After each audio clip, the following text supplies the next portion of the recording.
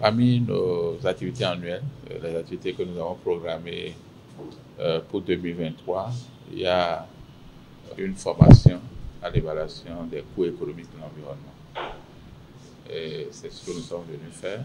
Sur 4 jours, nous allons essayer de former une vingtaine de personnes sur comment évaluer les coûts économiques de la dégradation ou de la pollution des écosystèmes.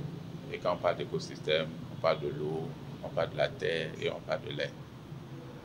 Cette formation va permettre de sensibiliser cette vingtaine de personnes dont j'ai parlé tout à l'heure sur la relation qu'il y a entre la pollution de l'écosystème, l'accumulation des polluants et la santé humaine, la santé animale et la santé des sols. Et quels sont les coûts économiques que cela entraîne pour la société. Parce que quand l'environnement se dégrade ou est pollué, ça a aussi des coûts. Parce que du fait que ça affecte le bien-être, ça a des coûts. Je vais vous donner un exemple. Si un sol est pollué et ne peut plus produire beaucoup, ça veut dire que vous allez faire des investissements, mais ce que vous allez trouver en termes de rendement sera faible. Et le produit va revenir plus cher. De la même manière, s'il y a les animaux qui sont malades, soit ils ne sont plus consommables ou il faut trouver des mécanismes pour les soigner, ce qui entraîne des coûts aussi. Et c'est la même chose pour l'homme. Si l'homme tombe malade, il doit être hospitalisé, payer pour ça, payer pour les consultations, payer pour le traitement des maladies. Il y a des jours pendant lesquels il ne travaille pas, ce sont des pertes aussi. Donc tout ça là, ce sont des coûts que la pollution peut entraîner. Ce genre de formation, c'est extrêmement important parce que quand nous discutons tout à l'heure, les gens se sont posé la question de savoir pourquoi il y a une loi sur l'interdiction des sachets et pourtant les gens n'abandonnent pas les sachets. On a essayé de leur expliquer qu'il ne faut pas voir toujours que quand on veut éviter la dégradation de l'environnement ou la pollution, il faut simplement l'interdiction. Il y a d'autres mécanismes de marché qu'on peut utiliser et qui peuvent pousser les gens à adopter les comportements qu'on souhaite. C'est un atelier de formation qui est destiné non pas à des apprenants du point de vue universitaire ou technique, mais à, je ne dirais pas des décideurs, mais à des intervenants dans le système de l'environnement.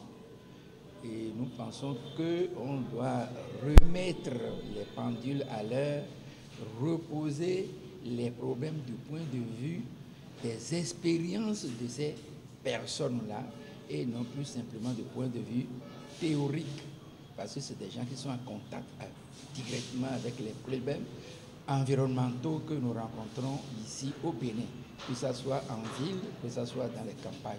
Et nous envisageons déjà pour peut-être l'année prochaine ou une autre fois, de discuter carrément à partir de ce que nous aurons récolté aujourd'hui comme somme d'expérience, discuter de ce qu'on appelle la formulation d'une politique environnementale pour un développement durable.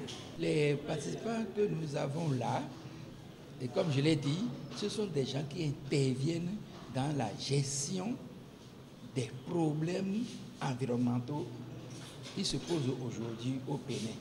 Et la plupart de ceux qui sont là, il y en a qui sont venus des ministères, il y en a qui sont venus aussi des mairies.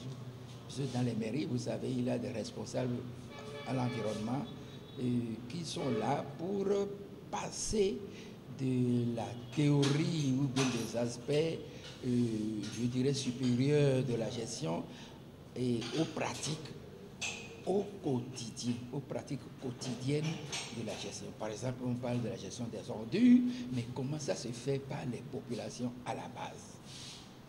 C'est bien beau hein, de faire de beaux discours sur ramassage des ordures, gestion de la qualité des eaux, mais quotidiennement, lorsque quelqu'un dans une maison de 20 mètres sur 15 ou bien 20 mètres sur 20 a une fosse septique ici et un puits à 2 mètres, 3 mètres de là, qu'est-ce qui se passe dans la réalité?